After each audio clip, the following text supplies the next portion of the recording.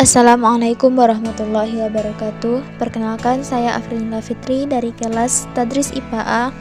Di sini saya akan membahas materi biologi umum tentang biologi sebagai ilmu pengetahuan. Yang pertama, apa itu biologi? Biologi berasal dari dua kata, yaitu bio dan logos. Bio artinya hidup, sedangkan logos artinya ilmu.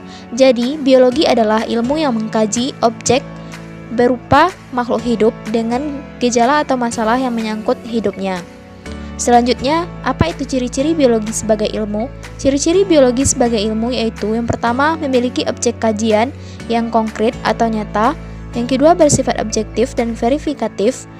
Yang ketiga, universal. Yang keempat, menggunakan cara berpikir yang logis. Yang kelima, untuk mengkajinya perlu langkah yang sistematis. Yang keenam, hasil kajian berupa hukum. Yang ketujuh, bersifat dinamis. Selanjutnya, kedudukan biologi sebagai ilmu pengetahuan. Dalam bidang pertanian, ditemukannya jenis tanaman unggul dan adanya tanaman yang umurnya lebih pendek untuk dipanen. Yang kedua, peternakan. Dalam bidang peternakan, adanya percobaan perkawinan silang sesuai dengan ilmu genetika. Yang ketiga, dalam bidang farmasi, yaitu dihasilkannya obat-obat yang dibutuhkan manusia. Selanjutnya, dalam bidang kedokteran, ditemukannya berbagai jenis tanaman yang bermanfaat untuk ilmu penyakit. Kemudian, hubungan biologi dengan ilmu lain dalam bidang IPA.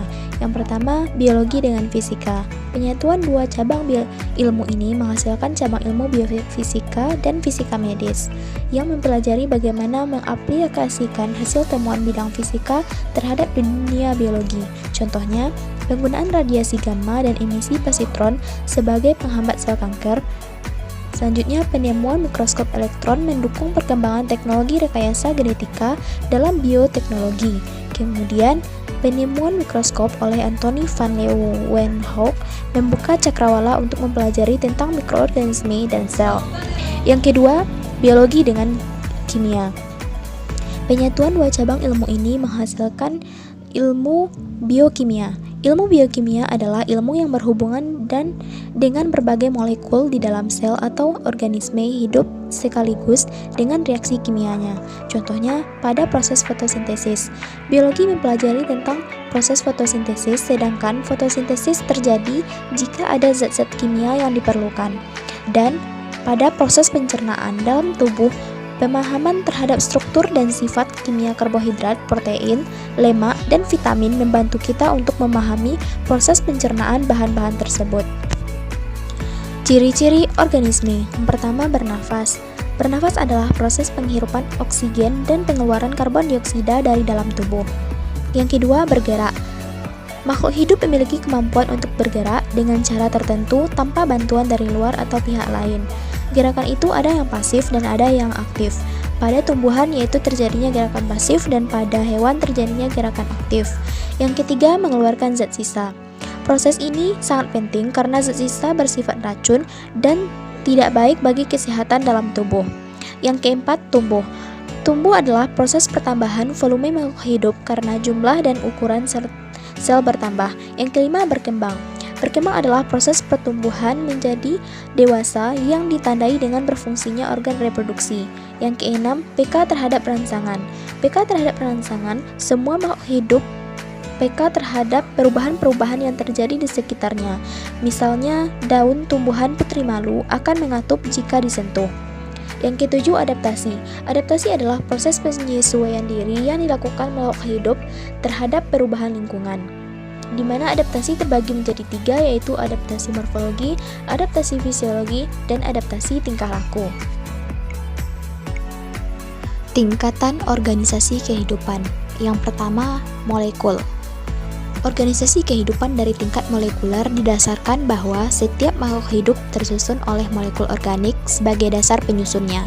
Molekul organik yang kompleks pada makhluk hidup contohnya seperti asam nukleat atau DNA dan RNA, protein, karbohidrat, lemak, dan vitamin. Molekul organik berfungsi untuk mengontrol struktur dan fungsi tiap komponen-komponen sel. Yang kedua, ada organel.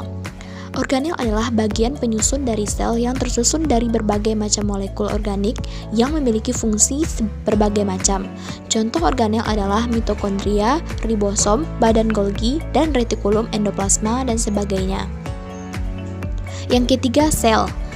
Organisasi kehidupan tingkat sel didasarkan bahwa sel merupakan unit struktural dan fungsional terkecil.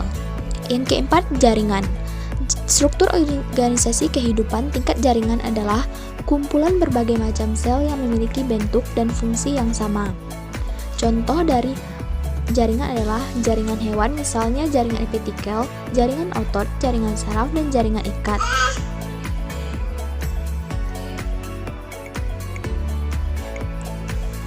Contoh jaringan tumbuhan, jaringan meristem, jaringan epidermis, dan jaringan pengakut.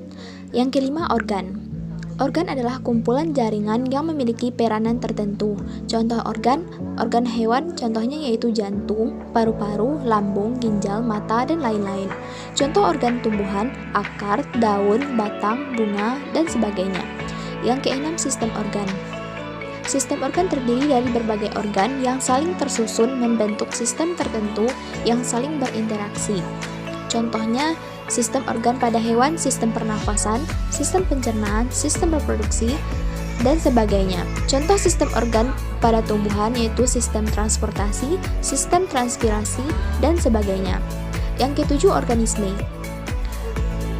Organisme adalah suatu satuan makhluk hidup yang tersusun secara kompleks dengan berbagai macam sistem tubuh yang saling mendukung.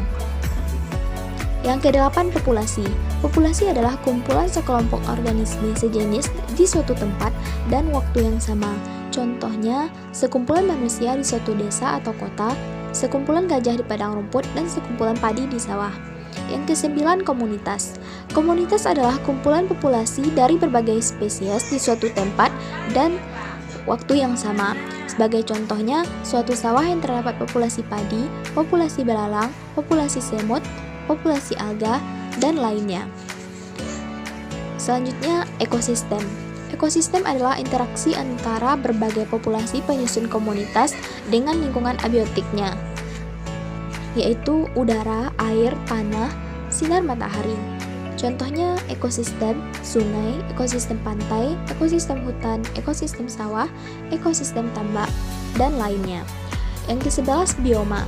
Bioma adalah kumpulan ekosistem terestrial yang melingkupi wilayah yang luas yang pada umumnya dipengaruhi oleh iklim regional sehingga terdapat tumbuhan dan hewan khas yang mampu beradaptasi dengan lingkungannya.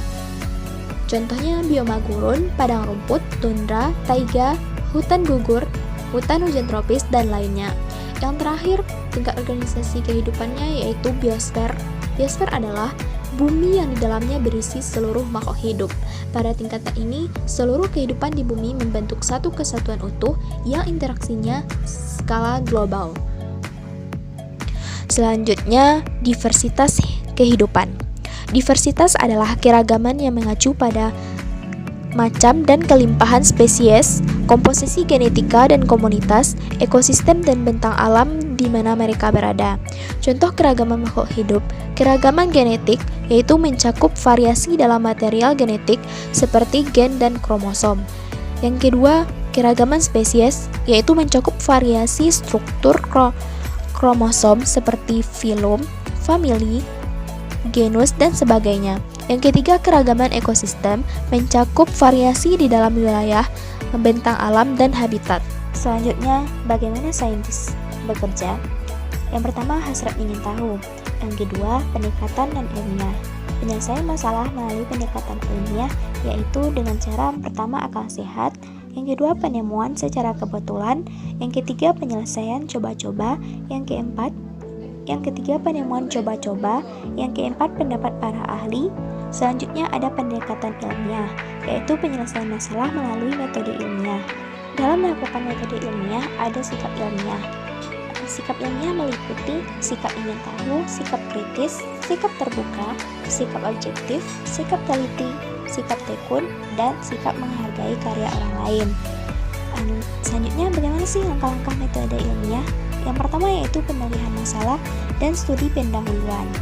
Untuk membantu menemukan suatu permasalahan ilmiah yang akan dipecahkan, kita dapat melihat penelitian yang telah dilakukan oleh peneliti sebelumnya, menganalisis hasil penelitian tersebut, dan menemukan permasalahan baru melalui studi pustaka dari berbagai referensi dan pengamatan atau observasi di lapangan. Yang kedua, perumusan masalah. Perumusan masalah bertujuan untuk memperjelas batasan permasalahan yang akan dipecahkan.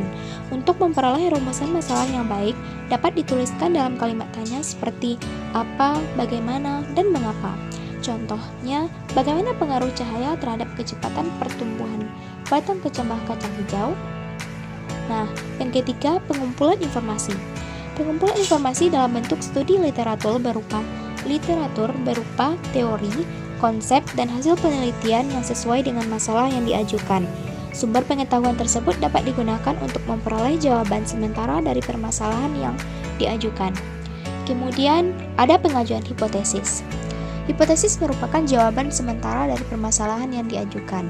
Hipotesis bersifat teoritis sehingga harus diuji kebenarannya. Contohnya, cahaya mempercepat kecepatan pertumbuhan batang kecambah kacang hijau. Kemudian ada melakukan eksperimen. Hipotesis yang kita ajukan harus diuji kebenarannya dengan melakukan percobaan atau eksperimen.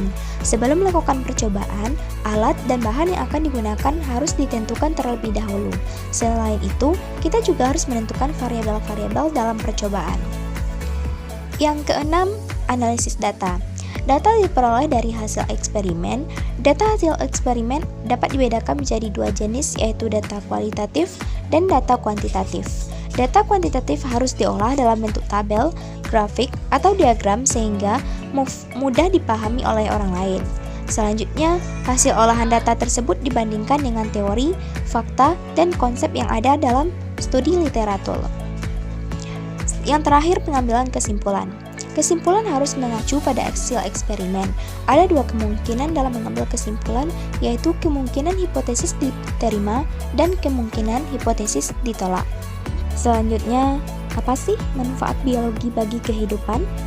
Yang pertama dalam kehidupan sehari-hari, yaitu untuk menghasilkan bahan pangan, menghasilkan bahan sandang, menghasilkan antibiotik dan vaksin, mencegah timbulnya penyakit, serta menyembuhkan luka dan cedera. Selanjutnya dalam berbagai bidang. Yang pertama, bidang pertanian, yaitu digunakan untuk menghasilkan bibit-bibit unggul. Yang kedua, di bidang peternakan, digunakan untuk memproduksi bibit-bibit unggul dengan hibridasi untuk hewan ternak. Yang ketiga, di bidang perikanan, digunakan untuk melestarikan sumber daya laut. Yang keempat, di bidang kedokteran, digunakan untuk proses transplantasi organ manusia. Selanjutnya di bidang kesehatan, adanya berbagai macam ilmu seperti ilmu anatomi, ilmu fisiologi, ilmu histologi, dan sebagainya. Kemudian di bidang farmasi, digunakan untuk membantu proses pembuatan obat, vaksin, antibiotik yang berguna untuk meningkatkan kesehatan masyarakat. Kemudian ada di bidang lingkungan, digunakan untuk memberikan pemahaman akan pentingnya menjaga lingkungan sekitar. Selanjutnya di bidang energi, digunakan untuk mencari energi alternatif. Di bidang bioteknologi, digunakan untuk membantu proses rekayasa genetik dan kultur jaringan. Dan yang terakhir di bidang industri, yaitu digunakan dalam pemanfaatan bakteri dan virus. Selanjutnya ada integrasi biologi atau sains dan Islam. Ada dua model integrasi. Yang pertama yaitu sebagai sumber inspirasi. Quran Surah Ali Imran ayat 191 sebagai sumber inspirasi lahirnya hukum struktur mengikuti fungsi dalam biologi. Berdasarkan Quran Surah Ali Imran ayat 191 tersebut, dapat disimpulkan bahwa tidak ada struktur dalam makhluk hidup yang tidak memiliki fungsi. Contohnya ekor hewan sebagai alat keseimbangan. Integrasi yang kedua yaitu sebagai sumber konspirasi. Sebagai contoh adalah perolehan data tentang trikoma atau rambut epidermis, misal daun kedelai yang memiliki kerapatan yang berbeda-beda. Daun yang memiliki kerapatan trikoma tinggi maka akan tahan terhadap serangan hama, dan daun yang memiliki trikoma rendah maka akan tidak tahan terhadap serangan hama. Bagaimana seandainya Allah Subhanahu wa Ta'ala menciptakan semua daun kedelai dengan kerapatan semuanya tinggi? maka dapat dipastikan tidak ada aulat gaib yang dapat hidup, dan begitu juga sebaliknya. Berdasarkan perolehan data ini, kemudian dilakukan analisis hubungan Quran Surah Al-Mulk ayat 3-4 atau ayat lainnya. Inilah model integrasi dengan konspirasi atau dikembalikannya kepada Al-Quran. Sekianlah materi tentang biologi sebagai ilmu pengetahuan. Terima kasih. Wassalamualaikum warahmatullahi wabarakatuh.